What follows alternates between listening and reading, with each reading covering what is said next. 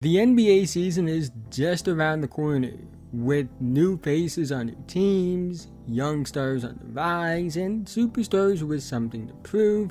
I decided to make a video going over one player on every NBA team that I will be paying close attention to, and believe that you should be paying close attention to as well. Some of these players will be well-known, obvious stars. Others will be guys that maybe you don't know as much about but are worth keeping an eye on. But quickly before we go any further, if you're new and like basketball, I'd really appreciate if you would like, subscribe, and hit the notification bell to be notified whenever I release a video. I make videos about basketball all the time, and liking and subscribing are the two best ways can help me out in the YouTube algorithm and help me reach my goal of 10,000 subscribers by the end of the 2024 NBA season. Let's try and get 100 likes on this video so YouTube will recommend it to others. Anyways, let's get into these 30 players.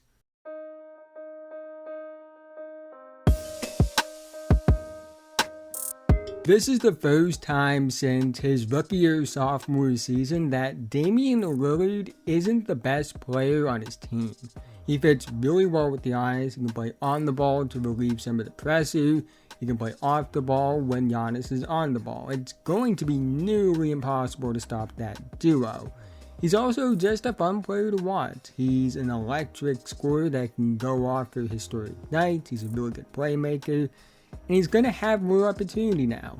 He had 71 points as the main option and all the defensive attention on him, and he could be in for some historic nights this season where he has some of that pressure off of him now. I can name other players for the Nuggets. I like a decent amount of young guys, but the answer will always be Nikola Jokic when it comes to the guy that I will be paying the most attention to.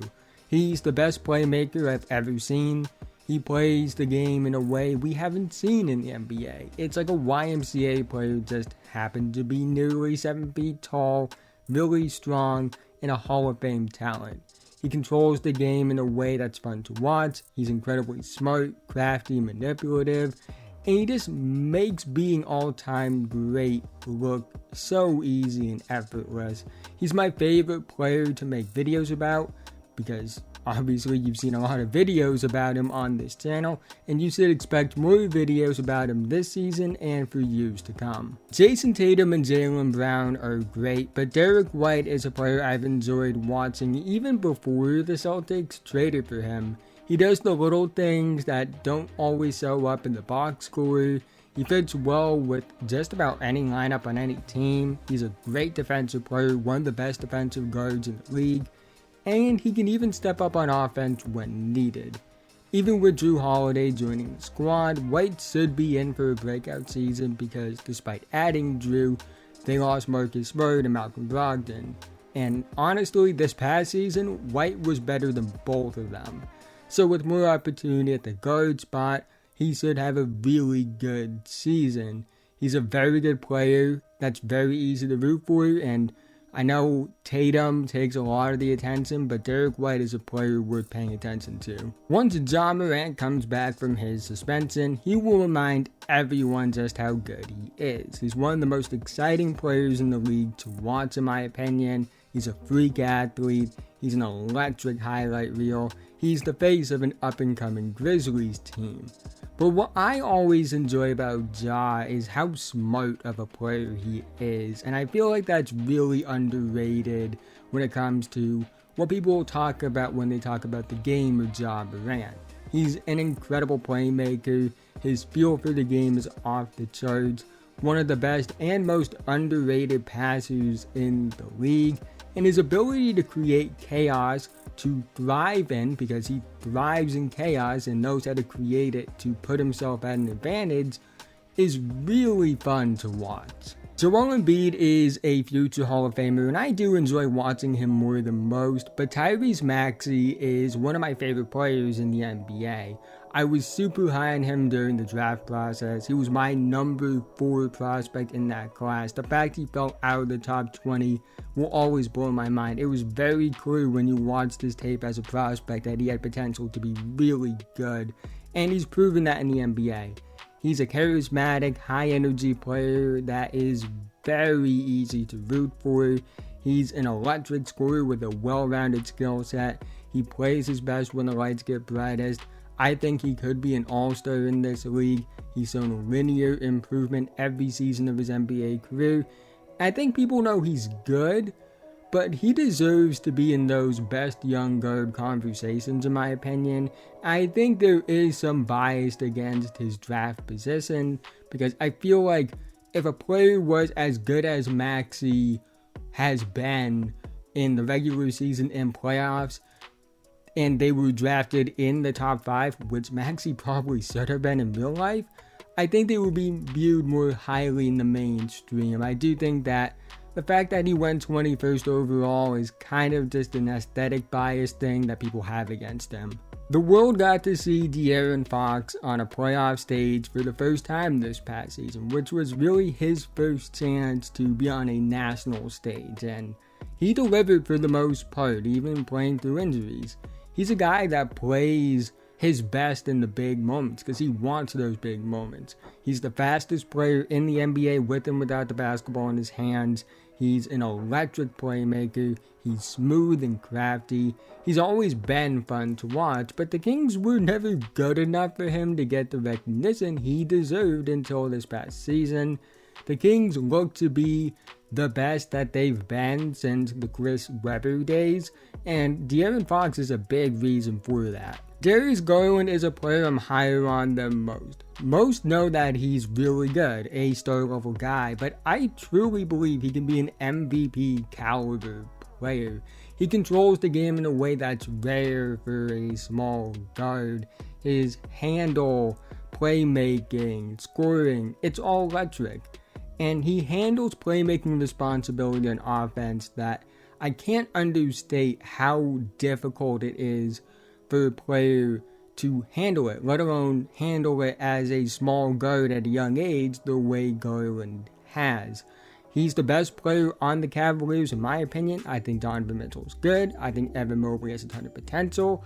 But I just think that Darius Garland is that important to the offense. He's their most valuable offensive player and a big reason why they are a playoff level team. One of the best playmakers in the NBA, and honestly, he kind of reminds me a bit of prime Steve Nash. Kevin Durant is my favorite player ever. He's the best scorer of my lifetime. He just doesn't have a spot on the court he can't score from.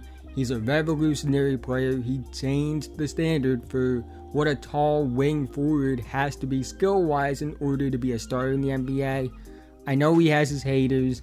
I know he's on social media a lot, but he's one of the greatest players of all time. He's just as efficient as he is dominant. He's the blueprint for modern NBA basketball, and there's something else to keep an eye out for. He's currently 13th all-time in scoring at 26,892 points. If he matches his point total from last season, which he only played 47 games, mind you, he will enter the top 10 all-time, surpassing Hakeem, Elvin Hayes, and Moses Malone. And there's also a chance he surpasses Melo and Zach to move into 8th place all-time on the scoring list. Immanuel Quickley is fun and electric, but he's more than that. On the surface, he's a smaller guard that's quick and shifty, providing microwave scoring, but he's even more than that. He's an elite defensive player, underrated in that area. I can't understate how good he is on the defensive end. High motor and all the tools. He's a solid passer. He's the perfect glue guy to have on any team, and he's one of the most underrated players in the NBA in my opinion. The energy he brings is very easy to root for. If you want a full breakdown on him, I recently made a video breaking down his game that you can check out. I'll link that video in the description and pinned comment. Russell Westbrook is another one of my all-time favorite players. The energy and passion he brings to the game is unmatched. He may not be the historically great player he once was, but he was really good with the Clippers this past season, and his energy is clearly contagious because the vibes from the Clips, from the Clippers that they're posting on Twitter, are immaculate. Which I can't say for the vibes during training camp from them last season. Russ is a culture-changing type of player, someone that's very easy to root for, even though he does have his haters. I still think he brings a ton of value. I liked what I saw defensively from him in the playoffs, and he should be like a 16-17 point per game, 6 to 8 rebound per game, 6 to 8 assists per game player, and I can't wait to see what he does with the Clippers this season. I'm not even being hyperbolic when I say this. I've never seen an NBA player like Cam Thomas. We have seen one-dimensional scorers in the past, but nothing like Cam. Because Cam isn't just a streaky shooter that catches fire and is really only a jump shooter that relies on it because he can't finish. He has legit superstar-level scoring tools. Footwork, craft, tough shot making, rim pressure, foul drawing. He has all of it. But the rest of his game is kinda non-existent. He will have games he scores 40 or more points, then pick up a DMP the next game. He'll have streaks where he goes off for 40 over 4 or 5 straight games, and then barely plays the next 4 games. He's a very fun player when he gets opportunity, and I do hope he does get more opportunity this season. I could talk about the young guys like Moses Moody and Jonathan Kuminga because I like them a lot. But Steph is always going to be the guy I focus on the most because whenever he plays and I'm watching, he's easily the one that you focus on the most. He always will be great. The greatest point guard of my lifetime, the greatest shooter ever. He makes the impossible look effortless. He has a chance to add to his 3-point records. The most dangerous half-court scorer in the sport. You have to cover him from ranges that don't make sense. He does things that don't make sense, and he makes them look routine. Bam Adebayo is one of the most underrated players in basketball, in my opinion. In my opinion as well, he is the best defensive player in the league. One of the few true 1-5 defensive players in the NBA.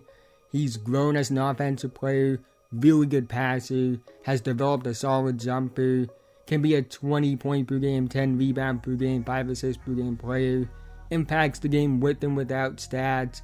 He can be just an absolute game wrecker on defense and provide good offense.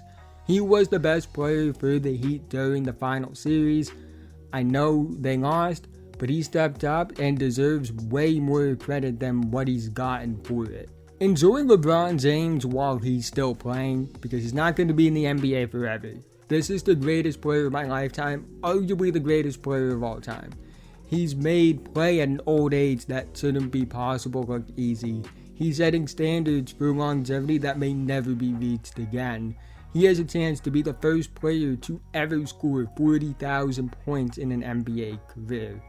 I know he's made a standard of all-time play for himself. I know it's almost been expected of him, but it's not normal to do what he's done. I think you really should appreciate it as much as possible. So just appreciate what he's doing while he's still playing. Onyeka Okongwu is one of my favorite young players. He's a monster defensively. He can play multiple defensive coverages. He's versatile, has unreal movement skills and athleticism, and he's a solid offensive player. He doesn't really stand out per se. It's not like he's Joel Embiid or Karl Anthony Towns who's putting up like 20 plus a night, but he's gotten better every season, and I think that he has solid shooting touch. I think that he does all the traditional big stuff well, and I think he should be starting over Clint Capella, or be starting at the 4, because there's no reason to not start him. He's really good. He has all defense to maybe even defensive player of the year level ability, and oddly enough, a player that he gives fits towards, and the other player that struggles against him, is Giannis Antetokounmpo. Anthony Edwards has shown nothing but linear improvement since entering the NBA. He's gotten better every season in terms of production and efficiency, and if that trend holds up this season, we could see Edwards enter that top 15 to 20 group. He's an electric scorer. He has gifts you just can't teach. The most physically gifted 2-guard in the NBA, and that's been true since he entered the NBA at 19 years old. The other skills are developing as well. He has the wiring and talent to be a superstar one day. He's already one of the best scorers in the NBA, and I think he could be a 30-point per game scorer as early as this season. I wouldn't be shocked if he had a season similar to the one SGA just had this past season, and I think he's a sneaky candidate for the scoring title in 2024. Scottie Barnes didn't take the leap many expected him to in year 2, following the Rookie of the Year campaign he had. But he still showed me enough. Like I said in the Jalen Green video about Jalen, if you thought Scottie was a future star after his rookie season, he showed nothing in year 2 that should change your opinion. He's a big forward with a high motor, very easy to root for. He's versatile. He's shown growth as a scorer since entering the NBA. He's a good playmaker. And I think he could be an all-around monster as early as this season. Now, when it comes to Zion Williamson, it is contingent on him being able to play this season. Injuries will always be a concern, but I think people are forgetting just how dominant of a player he is when healthy. The only player who's more dominant as a scorer is Giannis when healthy. Zion is just that generational of a talent. He's been the most dominant player at every age he's played when he's on the court. He's a freak athlete with absurd physicality. Teams know he scores almost exclusively in the paint, and they still can't stop him. But he also has really good skill. I would say his skill is very underrated and has been underrated for years now. His handle is good, he's a good passer, good footwork and touch. Just a high-field player with generational physical and athletic tools. I really hope he can stay healthy because when he plays, he's truly one of the best players in the league. The Chicago Bulls should be rebuilding whether they want to admit it or not, which is why I'm very intrigued by Patrick Williams, who is one of the young guys I look at on the roster that I could see being a cornerstone of a rebuild. And honestly, he's probably the only one I look at on the roster among their young guys. He's only 22. He averaged 10 points per game on nearly 42% from 3 on decent volume. He's a really good defensive player, super strong and physical. I think he can play the 3 and the 4. I want to see him be more assertive on offense, though. I know DeMar, Levine, and Vuk are the main options, but I do think regardless, I've watched the tape and felt like Williams could be more assertive and aggressive.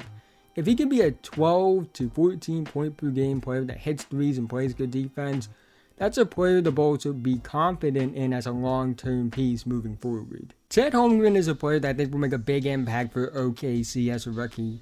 Those high draft picks who missed year 1 with injury have a good track record of being good in their debut season. Chet brings what OKC needed the most last season, which is shot blocking and rim protection. They were a good offensive team, they were a good defensive team for the most part, but they really didn't stop anyone at the paint. He's elite at both of those things, and on offense, he has real upside as well. Long term, I think he could be their second option. He has the scoring mindset and skill to grow into that, and be just a monster impact defensive player. I think he could be 2+ blocks per game as a rookie. He's gotten a bit bigger, although I want to see him add a bit more strength to his frame. But what he brings to the table this season and in the future is something that's very valuable and worth keeping your eye on. Jarris Walker will make an immediate impact right away for the Indiana Pacers. He's physically ready for the NBA right now. He's been physically ready since he was probably 15 years old. He's a high field player. He's versatile on both ends of the floor.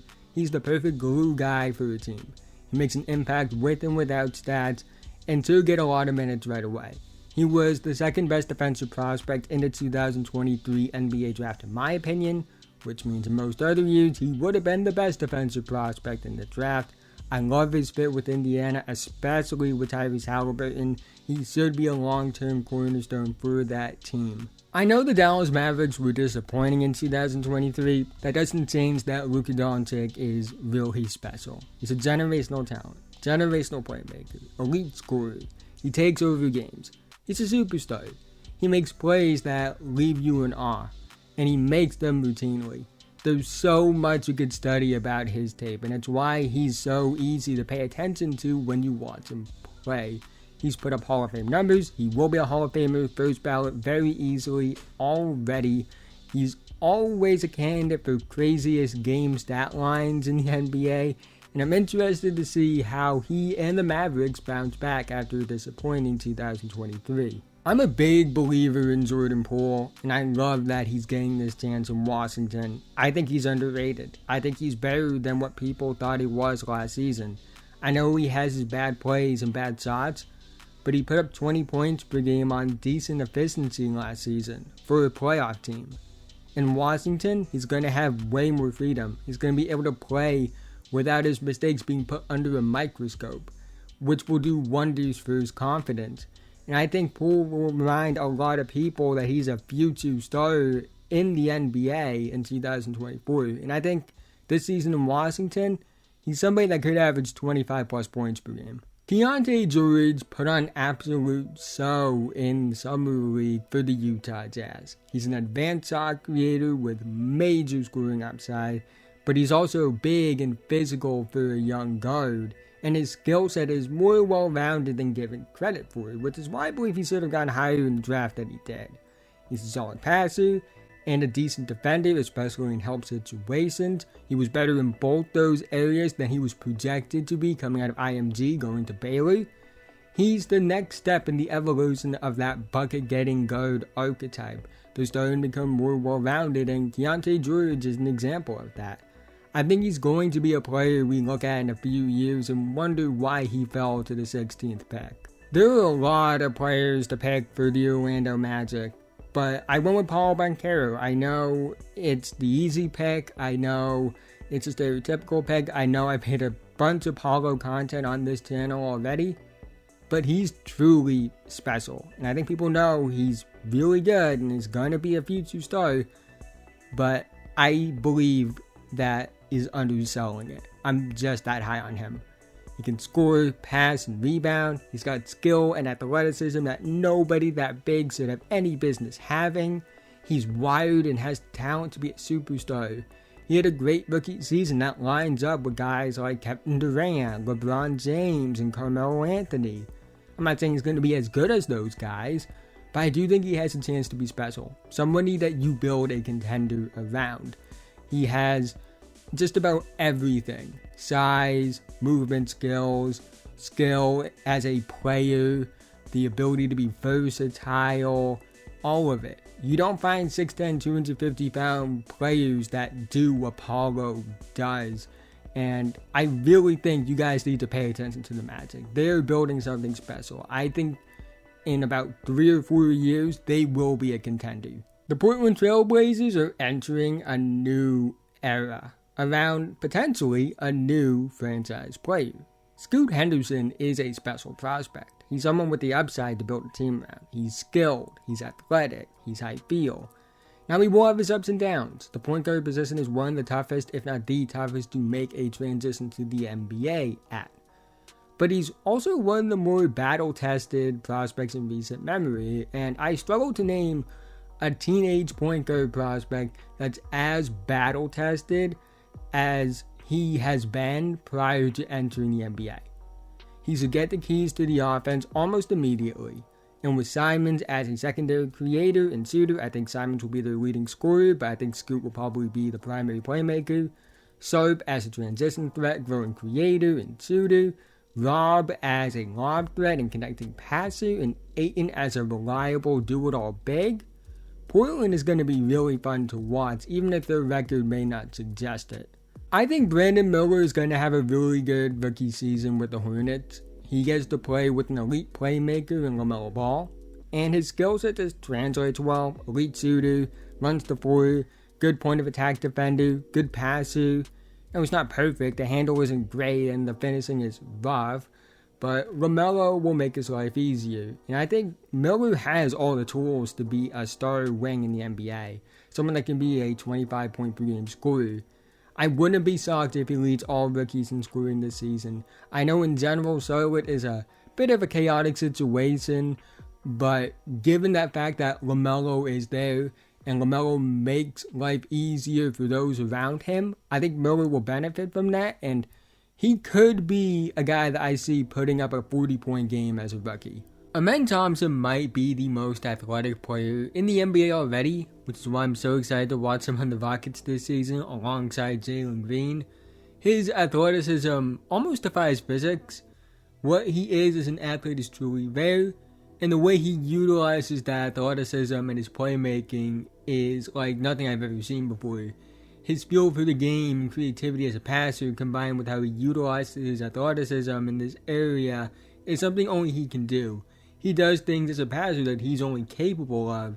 He's going to be a great rim presser threat and passer already, has defensive upside, and if the shot improves, which honestly, based off clips I've seen, he's already working to improve his form, good luck trying to stop him if he ever becomes, at the very least, an average shooter. You guys know how much I love Jalen Duren. He's probably my favorite player on the Pistons. He's physically imposing, he's really athletic, but he's also one of the smartest young players in the NBA. He reads offensive looks very well, he's a great defensive communicator, defends the paint, handles multiple defensive coverages, has good overall ground coverage because of his athleticism, and offensively, he has more potential than given credit for. He's a good passer, has good touch, he's a lob threat, he runs the floor, and has shown promising indicators as a shooter. I think he's going to be in for a breakout year too, and long term be a cornerstone for the Pistons. We all knew for the Spurs it would be Victor Wembanyama I would be talking about. He's a generational talent. He's obviously going to be the guy that you focus on the most because we've never seen anything like him, and it's intriguing to see what it will actually look like in the NBA. He has potential to be the best player in the world. People are going to be watching him as a rookie. Every mistake he makes will be under a microscope, but I think he's going to have a great rookie season. He will have his ups and downs. He will struggle with physicality at times. He also will have plays where he just can't be stopped. Defensively, he likely will be good out the gate. I would say potentially even great out the gate.